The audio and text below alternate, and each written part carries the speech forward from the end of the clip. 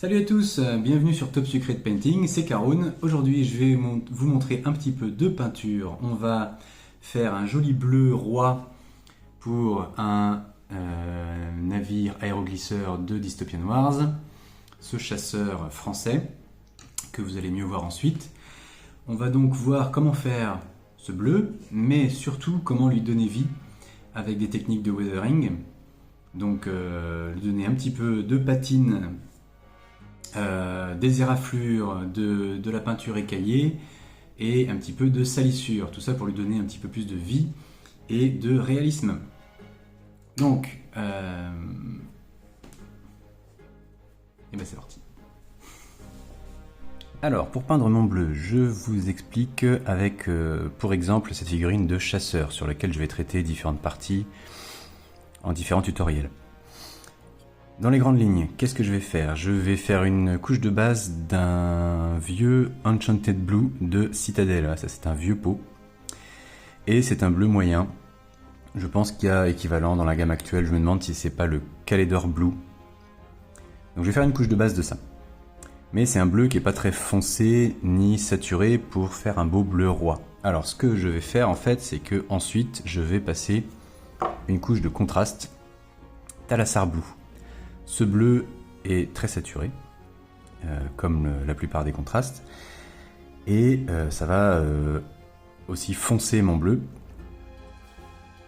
Et pour finir, je vais achever d'ombrer les rainures et tous les petits creux avec un lavis, un mélange de lavis bleu, alors là c'est le Tyran Blue, et de Null Oil qui est le lavis noir. En fait, historiquement, je faisais plutôt avant avec ce vieux pot de Azurmen Blue qui est un lavis bleu mais plus foncé que le Tyran Blue. Donc si je veux le faire avec la gamme actuelle, je fais un mélange de ces deux lavis. Allez, c'est parti. Allons-y.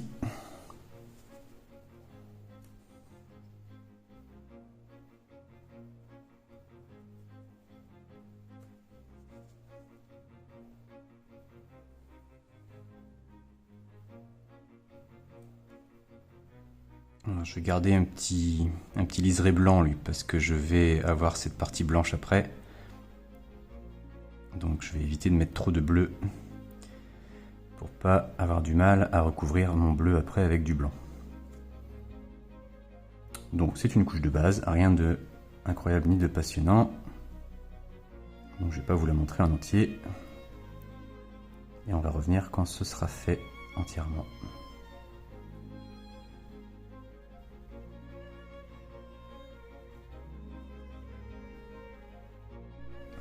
Voilà, donc j'ai fait ma première couche de base partout, mais elle était pas très propre comme vous pouvez le voir.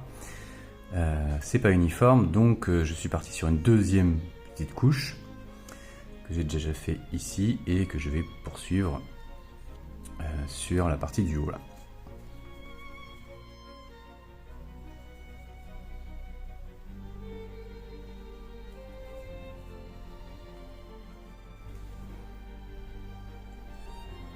Même si je vais faire des lavis derrière qui vont pas forcément être nickel et me donner une couche très très lisse, je préfère partir quand même sur une couche de base bien propre pour éviter d'avoir des problèmes ensuite.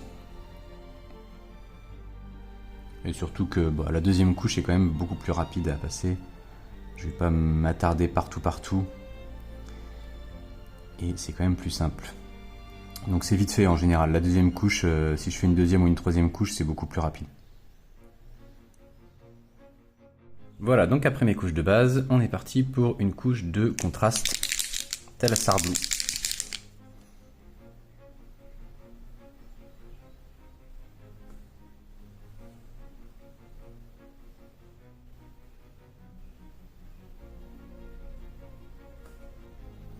Voilà, tout simplement, donc je vais faire ça partout.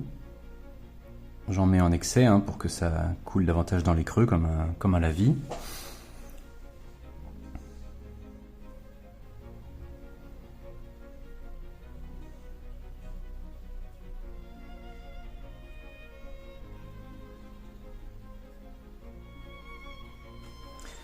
Je vais essayer de faire gaffe à mes surfaces planes, mes grandes surfaces, à pas avoir de traces, de taches d'auréoles, parce que ça peut avoir tendance. Les lavis, ça coule bien dans les creux, mais quand il n'y a pas de creux, ça peut éventuellement faire des taches pas très belles, des surfaces pas uniformes, quoi.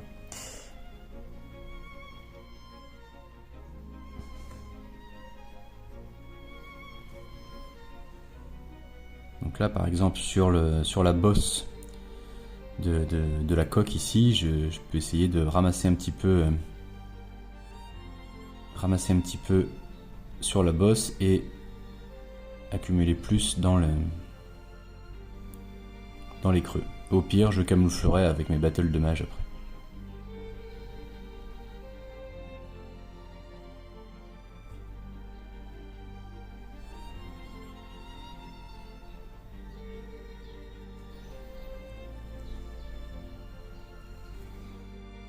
Bien, ma contraste est sèche. Maintenant, on va passer le dernier lavis de bleu mélangé avec du noir. Alors allons-y.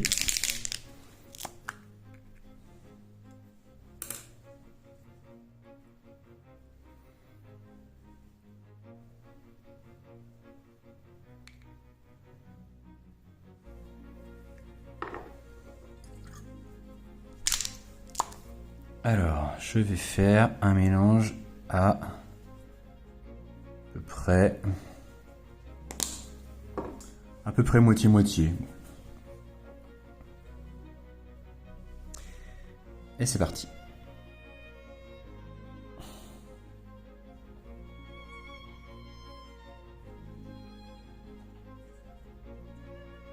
Donc là, le but, c'est d'aller mieux marquer encore les creux, les petites rainures. Pas forcément très visible sur cette pièce-là.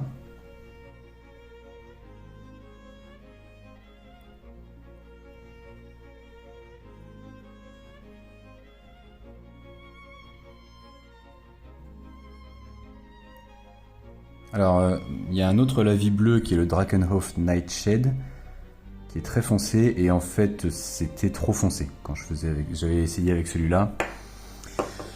Ça faisait quelque chose de trop foncé. Donc là, je vais vous montrer sur cette pièce-là, on va mieux voir pour les petites rainures, les petits creux, peut-être. Comme ici, là. Hop là.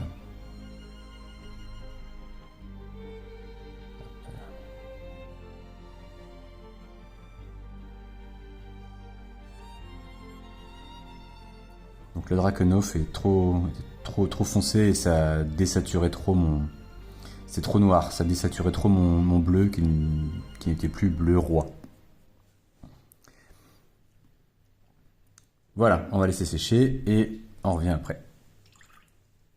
Bien, donc mon lavis est sec et il est temps de passer aux éclaircissements. Alors, je peux me contenter à ce stade-là d'éclaircir uniquement les arêtes. Voilà. Je peux me contenter d'éclaircir uniquement les arêtes, toutes les arêtes comme ça de ma figurine. Hop là. Mais, imaginons que je veuille mettre en valeur un petit peu des gros reliefs proéminents comme celui-ci là. Comme la bosse qu'on a sur le côté. Alors là, c'est un petit peu plus difficile, d'accord? Donc c'est une technique un peu plus avancée. C'est un peu difficile, mais c'est faisable. Je vais vous montrer un petit peu comment on peut faire. Je reprends un bleu, ça c'est mon bleu de base du coup là. Je l'ai bien dilué et je vais essayer d'éclaircir ça, mais vraiment en faisant un dégradé, toujours en tirant et en poussant ma peinture. Comme j'ai expliqué un petit peu dans la vidéo sur l'or. D'ailleurs, vous pouvez voir que l'or est fini du coup sur la figurine entre temps, puisque comme je l'ai expliqué dans l'autre vidéo, je voulais faire l'or avant de finir mon bleu parce que j'allais peut-être faire des ratures sur mon bleu. Pourquoi j'avais commencé le bleu d'abord quand même? Parce que j'utilisais une peinture contraste qui a tendance à facilement baver sur les zones voisines. Donc je fais d'abord le bleu avec ma peinture contraste et après je fais mon or avant de revenir finir le bleu. Bon, alors, allons-y. Vous voyez que ce que je vais faire, c'est que je vais prendre ma peinture bien diluée et je vais aller la pousser pour qu'elle s'accumule à l'endroit qui sera le plus clair. Alors l'endroit qui sera le plus clair, c'est, vu de dessus, en peinture zénitale, c'est un peu cet endroit-là. Là. Voilà. Donc je vais emmener de la peinture du bas vers là, et du haut vers là. Et en poussant ou en tirant ma peinture, dans mon mouvement, eh bien, l'endroit où je vais poser mon pinceau, je vais avoir pas beaucoup de peinture puisque je vais la pousser ou la tirer vers l'endroit où elle va s'accumuler. Donc je vais la faire s'accumuler à l'endroit où ce sera le plus clair. Et donc avec une seule teinte, je vais avoir un peu de dégradé. Allez, on y va, je vais essayer. Je ne sais pas si je suis bien au niveau de dilution, on va voir. Je reprends ma peinture. Éventuellement, j'éponge un peu l'excédent quand même sur mon torchon. Et c'est parti. Alors vous allez voir que la transition va être un peu marquée éventuellement. Ok, là c'est trop dilué, ça se passe pas bien. On va laisser tomber, on va recommencer. Je mouille mon pinceau, je viens récupérer la peinture là.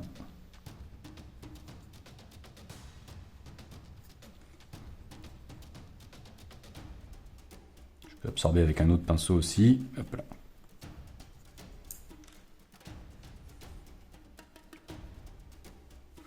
Ok, donc je reprends ma peinture un petit peu moins diluée là, parce que c'était un peu too much, et puis j'éponge un petit peu sur mon... Voilà, c'est mieux. Donc, je tire vers la zone où je l'accumule. Ok, je pousse du bas vers le haut là. Éventuellement, je peux tapoter un petit peu pour combler les petits creux qui se forment. Voilà, ce ne sera pas forcément parfait. Pour bien faire, hein, là c'est de la technique après de figurinistes de cheminée qui font des super pièces d'exposition pour les Golden Demon ou autres. Pour bien faire, il faudrait faire ça de nombreuses fois. Ce pinceau commence à être explosé. Si je reviens dedans, vous voyez qu'éventuellement je peux faire des marques, des auréoles. Et voilà, si c'est pas parfait la première fois, c'est pas grave. Éventuellement, je peux revenir peaufiner après. Après, ce qu'il y a, c'est que pour des figurines de véhicules comme ça, je profite de ce résultat pas forcément parfait pour faire comme si c'était de la texture un petit peu de coque un petit peu abîmée après. C'est un peu de la triche, c'est un peu de la technique de feignant, on va dire. Et voilà, si l'état de si la peinture est pas parfaitement nette, avec des petites traces et tout, c'est pas grave. Je vais m'en resservir après éventuellement pour créer de la texture, pour garder cette texture là, pour créer un effet un petit peu abîmé, un petit peu vieilli. Donc ça c'est une technique que j'utilisais beaucoup sur mes taux, quand je peignais mes taux il y a longtemps. Voilà. Donc j'ai quand même un truc qui est moins marqué vers le bas et plus clair au milieu là. Là la transition elle est un petit peu tranchée. Je vais revenir là. Vous voyez, vous allez voir qu'on va avoir des techniques après pour atténuer les transitions si c'est pas si c'est pas parfait. On va voir ça après. Donc voilà, là j'ai rééclairci un petit peu ma bosse. Éventuellement, quand c'est bien sec, je vais pouvoir recommencer. Je l'avais fait déjà un peu de l'autre côté là pour tester si ma couleur était bien. Je vais venir le renforcer de ce côté-là.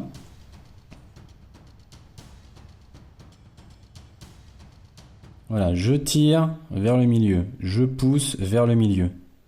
Ok, ça c'est super important, le geste est important parce que c'est lui qui me permet de faire des dégradés. Avec des transitions qui sont correctes, on va dire. C'est pas parfait du tout. Hein. Je suis pas un figuriniste de Golden Demon, on va dire. On va refaire un petit peu de ce côté-là. Aussi, éventuellement, je fais des traces avec mon pinceau, dans le sens où je le fais. Donc je vais essayer de pas toujours faire dans le même sens. Vous voyez que là, je prends un petit peu en biais, comme ça. Donc je peux faire des coups comme ça et des coups comme ça. Des coups comme ça et des coups comme ça. Et en fait, pas forcément dans la même couche, mais quand je reprends une deuxième fois. Par exemple, la première fois, je vais le faire dans ce sens-là, et la fois d'après, je le ferai dans ce sens-là. Ça va permettre de masquer un petit peu les... Masquer un peu les coups de pinceau, les traces de pinceau que je vais faire. Et vous voyez que là, en passant une deuxième fois déjà, c'est plus sympa parce que je vais... Comme je joue avec de la transparence, j'ai pas mis ma couleur claire pure la première fois. Elle était bien diluée, donc transparente. Et donc je suis pas arrivé à un résultat aussi clair que ma peinture sortie du pot. Donc quand je vais passer une deuxième fois, eh ben, je vais éclaircir encore avec la même teinte. En fait, avec la même teinte, je vais éclaircir plusieurs fois. C'est dingue, hein? Voilà. Pourquoi pas? Là, ça commence à être sympa. D'accord? Franchement, ça suffit comme ça. C'est de la figurine de jeu quand même.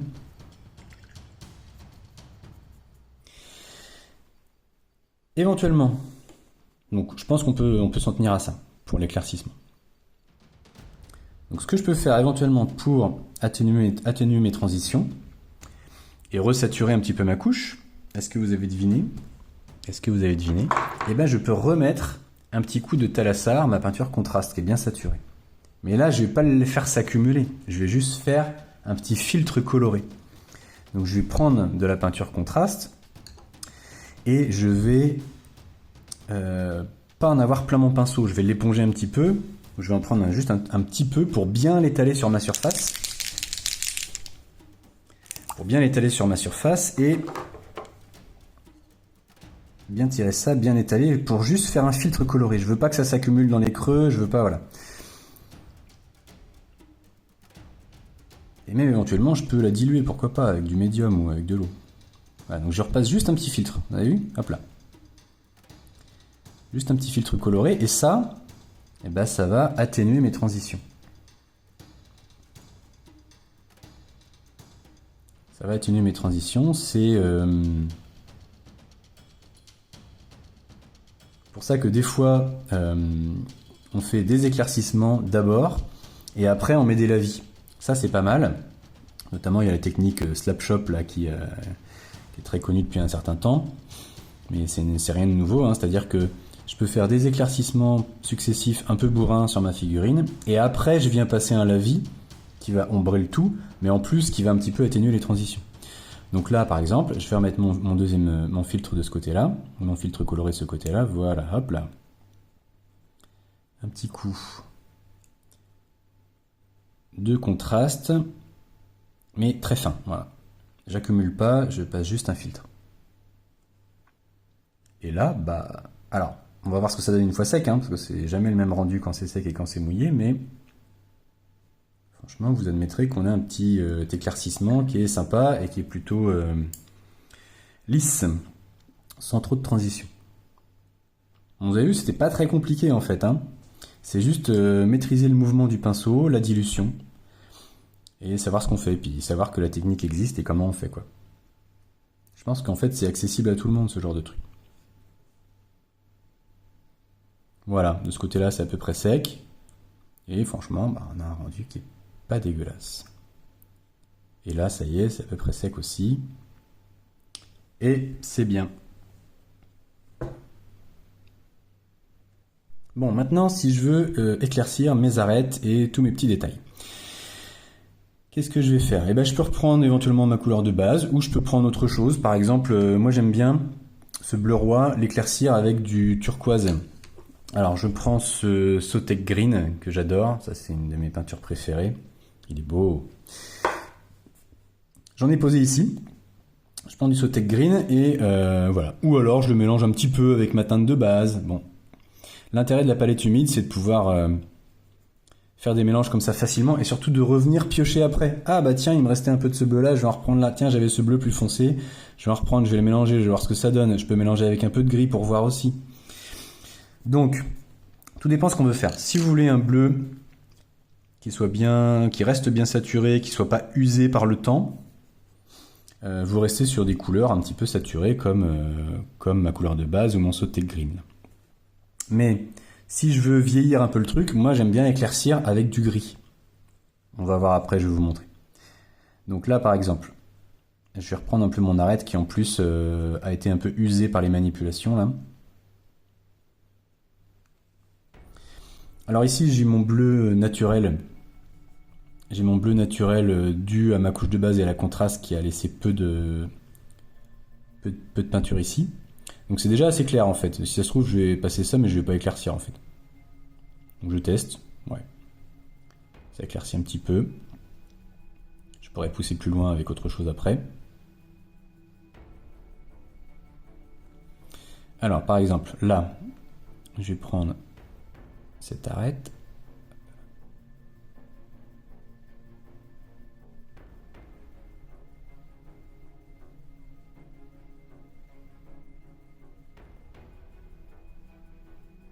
En face, pourquoi pas. Je peux peut-être remettre un petit coup sur mes rivets parce qu'ils ont un peu souffert aussi de...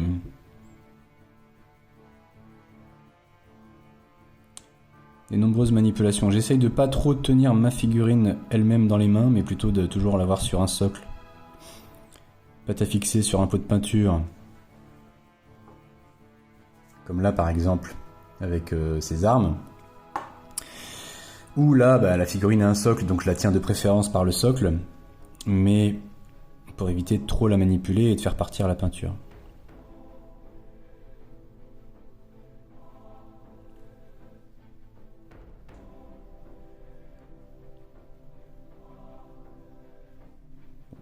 Un petit peu bavé, c'est pas très grave, ma peinture est un petit peu diluée. Ok, et voilà, hein, donc je peux faire ça un peu partout, là où j'ai besoin. Une petite bubule là. Ce pinceau commence à être fourchu, ça m'énerve. Hop là.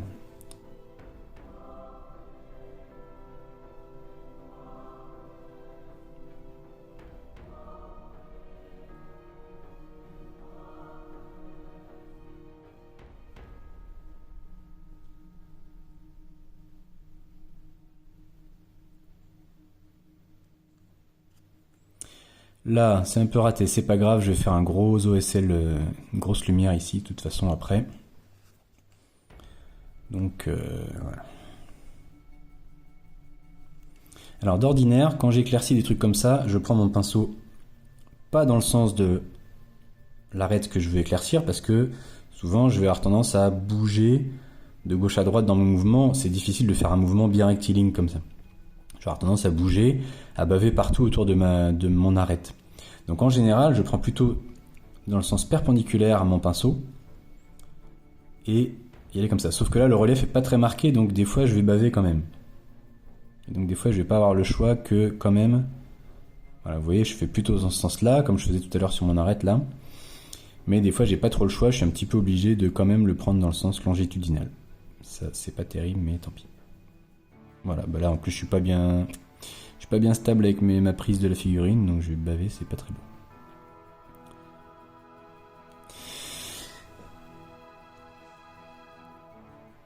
Ok, je pourrais éclaircir le tour de ma grille, mais de toute façon c'est pareil, je vais avoir un OSL un peu bourrin autour, donc c'est pas la peine que je m'embête.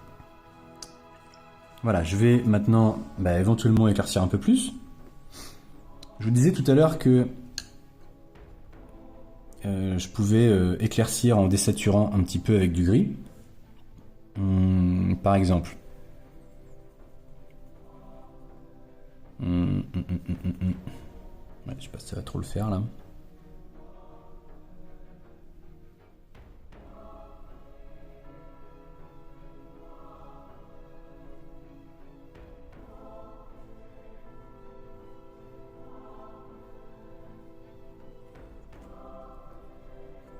Ça peut. Donc là, c'est moins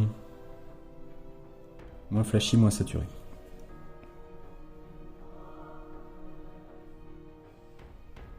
Et ça participe à un sentiment un petit peu d'usure de la coque, de la peinture de la coque.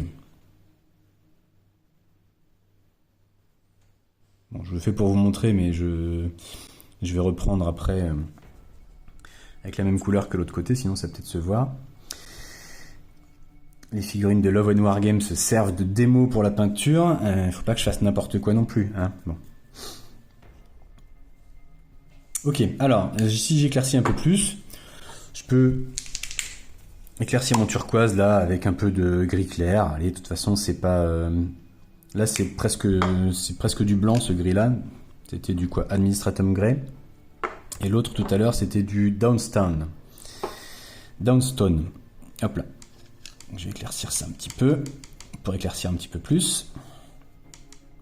Mes arêtes. Hop, par exemple ici.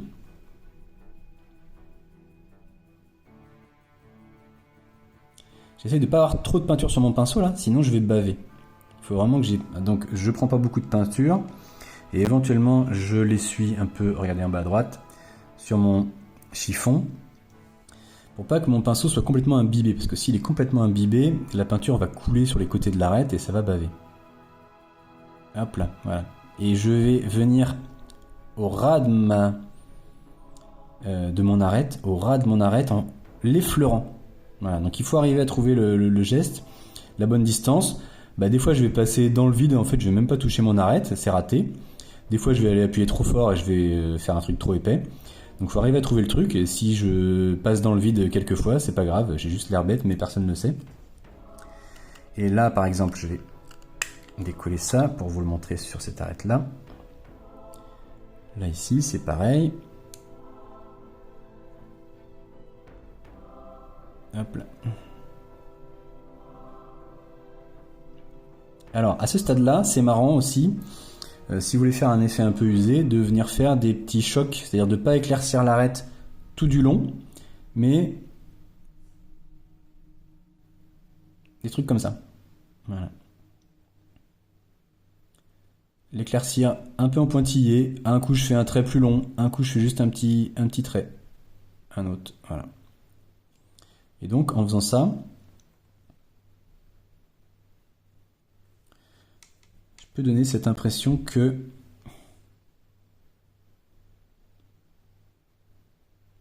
voilà, regardez ce genre de truc, donner cette impression que ma peinture est un petit peu abîmée, quoi. Elle a pris quelques coups. C'est un vieux loup de mer, ce navire. Il n'est pas à sa première bataille. Ok ?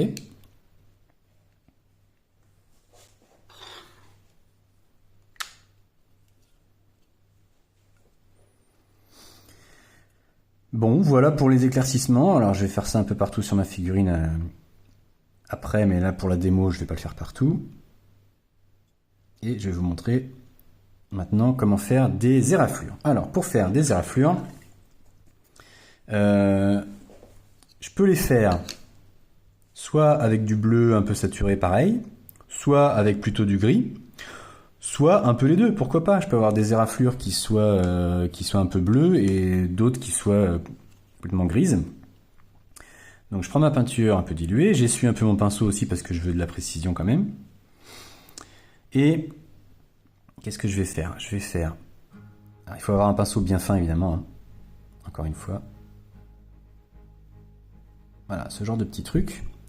Très subtil là, très léger, je peux en faire des plus appuyés, hein. On va montrer après autre chose. Mais je peux faire des petits trucs comme ça qui vont juste donner l'impression, encore une fois, que ce bateau-là, il en a vu. Il en a vu dans la vie. Pourquoi pas des petits points, des petits chocs.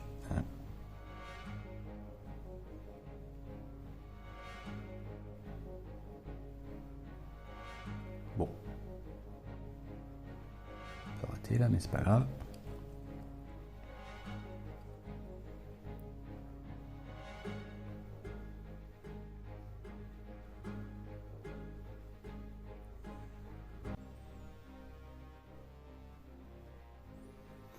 Voilà, ce genre de choses.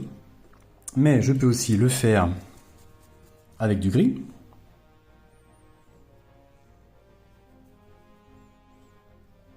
Voilà, pourquoi pas. Hein. J'ai mélangé un peu mes deux gris parce que je voulais un truc un peu moins clair.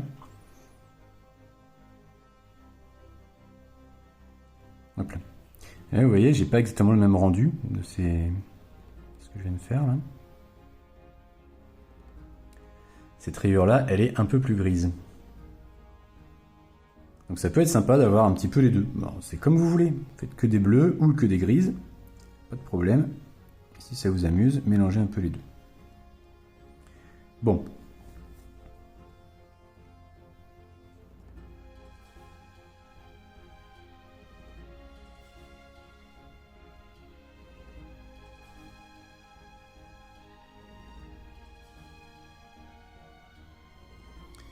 Voilà, des petits pets, des petits chocs.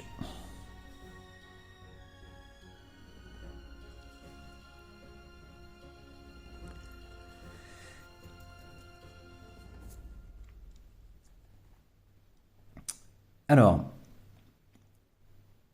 pour faire des battles de match comme je suis en train de faire, on va aussi vouloir les renforcer avec du sombre. Donc là, il y a deux façons de faire. Soit je peux aussi reprendre mon Rhinox Hide. Alors je montre, je dis reprendre parce que j'en ai parlé dans l'autre vidéo sur l'or. Voilà, mon Rhinox Hide qui est mon marron foncé là, de prédilection pour faire ça. Je vais le diluer un petit peu et puis je peux faire plusieurs choses. Je peux renforcer les éraflures que j'ai fait. C'est-à-dire là leur donner vraiment comme si la peinture était partie. Voilà, hop. Ici, je ne sais pas si vous avez bien vu, j'ai fait un trait qui est une éraflure. En général, je commence même d'abord par le marron, c'est-à-dire que je vais faire un trait marron et après je vais venir le souligner avec mon plus clair, comme si c'était le bord de la peinture écaillée qui prenait un peu plus la lumière. D'accord? Donc au-dessus, j'ai ma partie sombre et en dessous, j'ai souligné avec un éclaircissement clair cette éraflure. Donc là, je vais recommencer ici par exemple. Je viens mettre mon marron au-dessus là. Voilà. Je peux le faire sur quelques petites rayures là.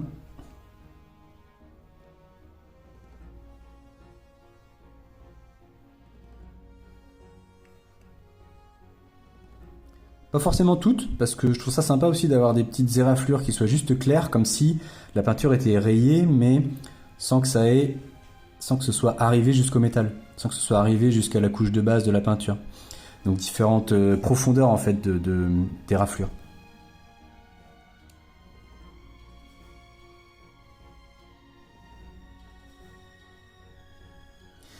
Voilà. Par exemple, je peux aussi faire des écailles de peinture, c'est-à-dire là pas longitudinales comme une rayure, mais des chocs plus arrondis, avec des formes plus aléatoires. Par exemple, hop, voilà. Je vais faire un petit pâté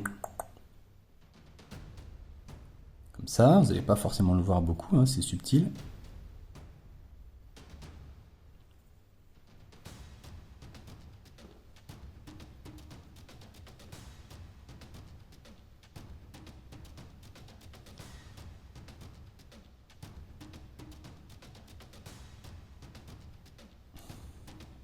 Donc ce genre de choses, par exemple, ok.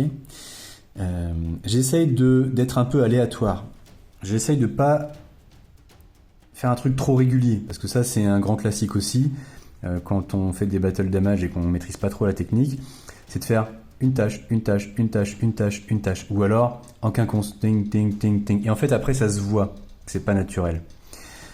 Donc j'essaye de faire une répartition un peu aléatoire comme ça, des grosses tâches, des petites tâches, mais des fois elles sont plus regroupées, des fois elles sont plus espacées. Je vais reprendre de la peinture marron parce que j'en ai plus assez, c'est celle d'hier. Je peux aussi sur les arêtes faire des endroits où voilà, j'ai de la peinture écaillée sur mon arête.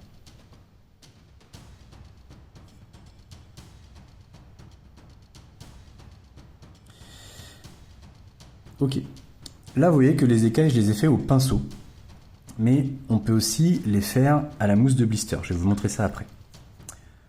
Pendant que j'y suis avec ces arêtes, avec ces écailles, je vais les finir. C'est-à-dire que là, je vais souligner avec ma peinture plus claire. Donc, je vais reprendre mon gris. Je vais reprendre un gris plus clair là, ou un bleu. Hop là. Et je vais venir refaire un trait, mais uniquement en dessous.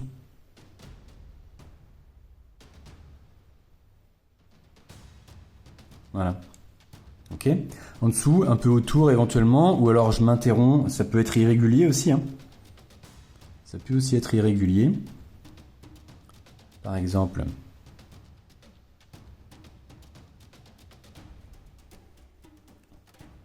c'est un peu peu fort. Par exemple comme ça, là, j'ai fait un truc qui est pas très droit, pas très régulier. Je peux même, pourquoi pas,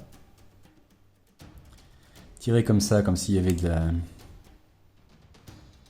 sais pas comment dire.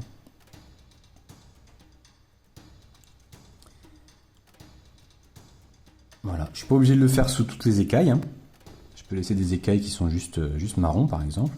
Après, si je veux, je peux rajouter des couleurs de rouille, etc. Bon, il y a vraiment plein de trucs à faire, hein. Puis c'est super fun à faire. C'est vraiment fun à faire. Voilà, ça commence à rendre sympa. Là, vous voyez que ce que j'ai fait là-haut, là, un truc un peu tiré avec un trait, là, je peux imaginer qu'il y a un impact qui a...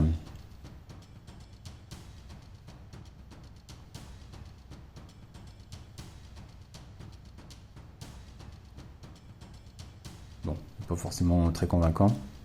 C'est pas grave. Ce genre de motif un petit peu qui part en pointe. Ok, alors voyons maintenant la mousse de blister. Vous connaissez peut-être déjà cette technique qui est assez connue, hein, pour faire des écailles de peinture. Vous avez tous des blisters de figurines avec de la mousse comme ça dedans. Vous avez forcément eu ça dans votre vie, je pense. Sinon, c'est pas bien compliqué à se procurer. Et on arrache un morceau de mousse et on va s'en servir pour tamponner la peinture sur la figurine. Donc, je vais le faire de l'autre côté.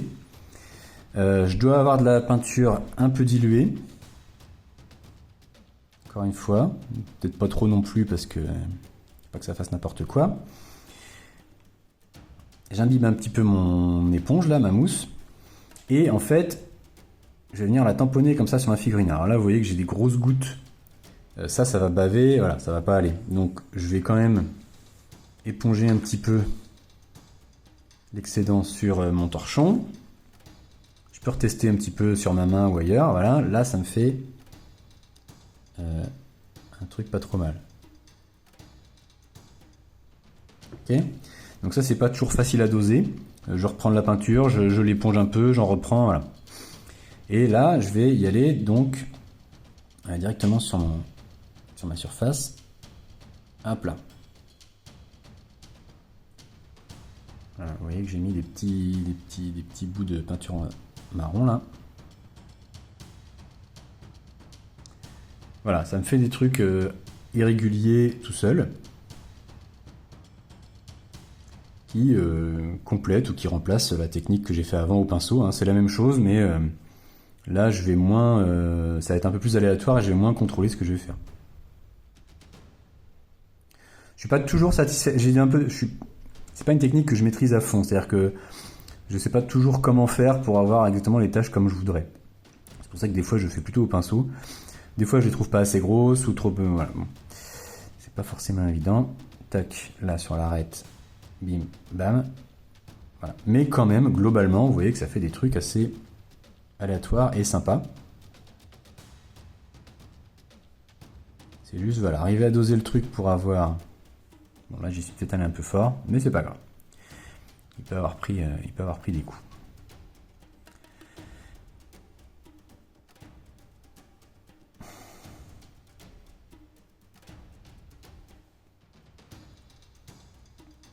Voilà, et donc après, encore une fois, je vais venir souligner avec une peinture plus claire les écailles que je viens de faire. Donc je vais traiter ce côté-là plus tard pour finir ma figurine, mais là c'est pas nécessaire pour la vidéo. Je vous ai expliqué tout ce que je voulais vous dire sur les battles de mages. Et maintenant, dernière étape, je vais vous parler de ma technique magique avec le marron foncé dilué que je vais mettre un peu dans les creux pour enrichir ma figurine. Alors dans la vidéo sur l'or, je l'ai déjà fait un petit peu ici. Je l'ai déjà fait sur mon or ici, je l'ai déjà fait dans les creux ici, du bleu. Et ça va permettre d'abord de donner un peu plus de réalisme et de vie à ma figurine, puisque mon bleu va pas être uniformément bleu. Je peux avoir envie de faire ça, mais si je veux avoir un rendu un petit peu patiné, un petit peu vieilli, je vais éventuellement vouloir apporter des nuances. Apporter un peu de chaleur, par exemple, dans ce bleu, parce que le bleu est une teinte froide. Si je l'assombris dans certains creux avec du marron, ça va réchauffer un petit peu l'ambiance et ça va être un peu sympa. Je veux aussi pouvoir avoir des parties, là je vais hiérarchiser un peu mes ombres, c'est-à-dire que je vais essayer d'avoir des endroits qui sont plus ombrés que d'autres, comme c'était le cas ici, jusque dans les tuyaux où je suis allé là. Là je vais aller un petit peu par exemple dans les creux ici, pour enrichir ça, et ça va permettre aussi de simuler un petit peu de crasse qui peut s'être accumulée dans les creux, dans les rainures. Donc, je prends mon marron, je suis un peu à l'étroit sur ma palette, là j'ai mis ça un petit peu près de l'or que j'ai travaillé hier. Voilà, je vais prendre mon marron bien dilué là, et je vais venir le tirer dans mes creux. Alors, éventuellement là, vous voyez que j'ai fait une marque un peu forte, donc j'ai rincé mon pinceau, et avant que ça sèche, je peux venir estomper un peu ma transition.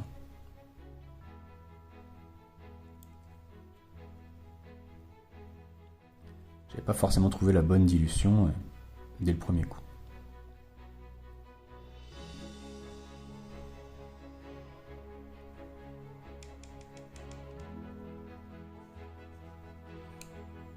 Voilà, par exemple, alors dans les creux là c'est un peu compliqué parce que j'ai la pièce qui est séparée. Je vais la reprendre comme ça.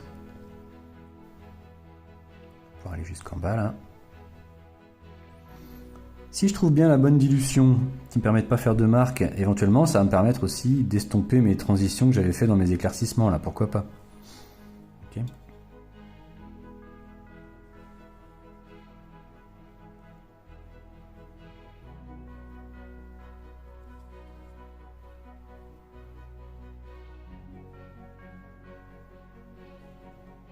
Voilà, ça va donner un petit peu... C'était déjà assez sombre là, j'avais de la contraste et du lavis bleu foncé qui avait bien coulé dans ces creux là.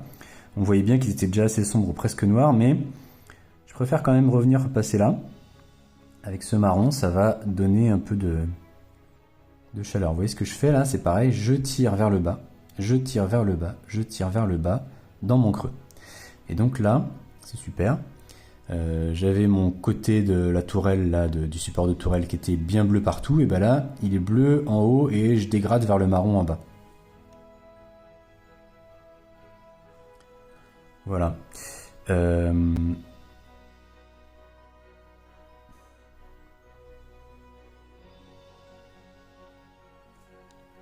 Et j'essaie d'avoir une vision comme ça globale de ma figurine. Je vais pas forcément le faire partout. Je veux accumuler ça à certains endroits et pas d'autres. Donc là, j'ai toute une partie qui est un peu crasseuse là, un petit peu assombrie au marron, et c'est chouette, d'accord? Je veux pas le faire partout forcément. Au niveau moteur et tout ça, là, je pense que c'est pertinent de le faire, donc c'est pour ça que j'avais déjà pas mal encrassé autour des tuyaux là, dans les ombres des tuyaux. Et vous voyez que là, je peux aller descendre aussi bien vers le bas, tac, tac, tac, tac, tac, pour cette autre partie de la coque. Et puis là, pareil, sur l'aileron, je vais prendre sur l'aileron et puis je vais aller pousser à gauche, là, contre la structure. Voilà.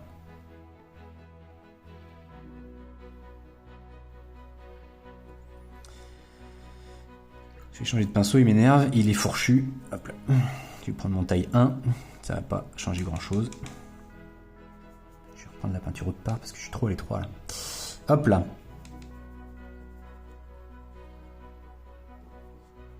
Je dilue bien et là regardez, c'est pareil, je vais faire sur l'aileron un petit peu dans ces creux là.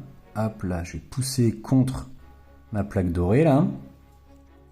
Pareil ici, je vais repousser contre ma plaque dorée, ça va me permettre de masquer les petites erreurs avec le doré qui était venu sur mon bleu. Là derrière,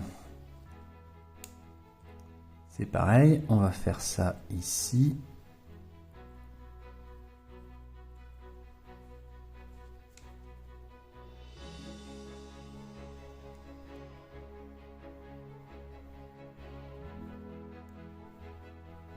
Donc là, je peux y aller en même temps sur le bleu et sur le marron, hein. C'est souvent ça que je fais. Là, j'ai séparé parce que j'ai fait deux vidéos différentes. Mais en général, je fais les deux en même temps. C'est-à-dire que souvent, c'est une étape que finalement, je réserve à la fin de ma peinture. Ce qui me permet de le faire plus ou moins partout, alors sauf sur mon blanc là que j'essaie de garder un peu propre, parce que c'est sympa quand même, ça claque un petit peu. Éventuellement je peux le faire à certains endroits très localisés, mais je veux pas l'encrasser autant que le reste de la coque. Même si c'est pas forcément réaliste, hein, ça pourrait être aussi encrassé que le reste. Donc c'est peut-être les parties bien blanches que les Français repeignent régulièrement. Je peux faire aussi un petit peu autour de mes rivets. Hop là. Autour, voire, regardez, en longueur, comme ça, comme si ça avait coulé un petit peu. Pas assez dilué là. Hop là.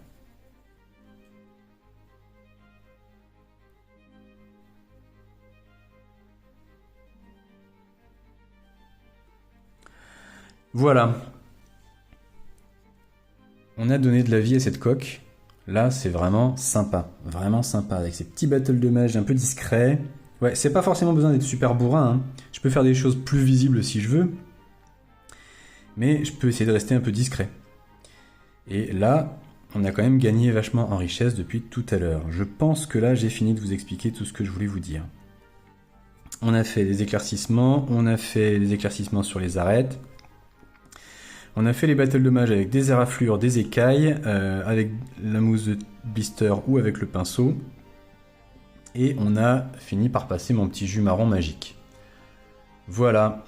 Et ben j'espère que ça vous sera utile et que ça vous aura plu. J'espère que même si vous prenez pas tout l'ensemble de ces techniques, et ben même si vous piochez là-dedans juste un ou deux trucs que vous avez envie d'essayer, c'est super si vous vous améliorez un petit peu, petit à petit. C'est génial, le pari est gagné, c'est que ça vous aura été un petit peu utile. Voilà, donc n'hésitez pas à vous abonner à la chaîne si ce n'est pas déjà fait. N'hésitez pas à mettre un petit pouce bleu parce que ça fait toujours plaisir avec les heures de boulot que c'est de montage après de ces vidéos. Et surtout, un petit commentaire, si ça vous a plu, dites-le. Si vous avez des questions, posez-les. Si vous avez des commentaires qui n'ont rien à voir, pourquoi pas aussi. Ou qui ont à voir avec ce qu'on vient de voir. Allez, à la prochaine. Salut!